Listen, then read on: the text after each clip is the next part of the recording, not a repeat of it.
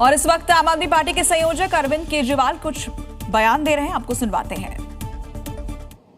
नतीजन हमारे देश के किसानों की कपास नहीं बिक पाएगी। जब हमारे देश के किसान अक्टूबर नवंबर में मंडी में अपनी कपास लेके जाएंगे तो उनको पता चलेगा कि उनकी कपास खरीदने वाला कोई नहीं बचा।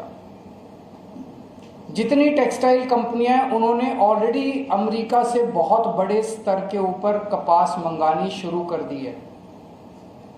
केंद्र सरकार ने पहले ये ड्यूटी 40 दिन के लिए हटाई, 19 अगस्त से 30 सितंबर तक, लेकिन अब ये एक्सटेंड करके 31 दिसंबर तक हटा दी गई है।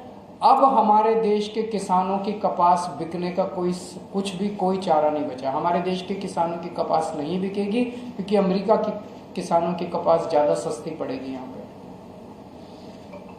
हमारे देश का किसान कर्जा लेके बीज खरीद तो चुका है, खाद खरीद चुका है, मजदूरी पे पैसा दे चुका है, सब कुछ कर चुका है। अब वो कहां जाएगा, कर्जा कैसे चुकाएगा? उसके पास भगवान ना करे उसके पास आत्महत्या करने के सिवा कोई चारा नहीं बचेगा। 2013 में गुजरात में लगभग 1500 से 1700 रुपए प्रति मन, 20 किलो प्रति मन के हिसाब से लोगों को, कपास के किसानों को अपनी कपास के दाम मिला करते थे। उस वक्त 2014 में चुनाव के पहले प्रधानमंत्री मोदी जी ने कहा था कि ये बहुत कम है, ये 2500 होने चाहिए। 2500 तो होना दूर, 1500 रुपए 1700 रुपए उन दिनों में मिलते थे, आज से 11 साल पहले मिलते थे। आज मार्केट में एक किसान को 1200 रुपए मिलते हैं, 300 रुपए कम हो गए, 1200 रुपए मिलते हैं। जबकि हर चीज के दाम बढ़ गए, बीज के दाम बढ़ गए, खाद के दाम बढ़ गए, मजदूरी के दाम बढ़ गए, सब चीजों के दाम बढ़ गए। आज उसको 1200 रुपए बड़ी मुश्किल से मिलते हैं।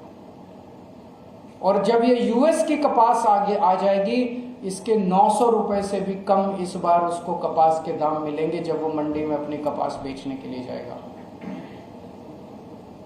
ये तो किसानों के साथ बहुत बड़ा, एक तरह से यूएस के किसानों को मालामाल किया जा रहा है और गुजरात के किसानों को कंगाल किया जा रहा है। केंद्र सरकार ऐसा क्यों कर रही है?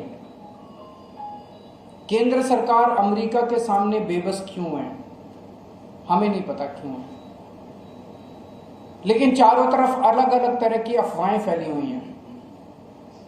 एक अफवाह ये है कि अडानी के ऊपर अमेरिका के अंदर कोई केस चल रहा है जिसमें उन्हें जेल होने की उम्मीद है, ऐसा कहा जाता है, अखबारों में छपता है।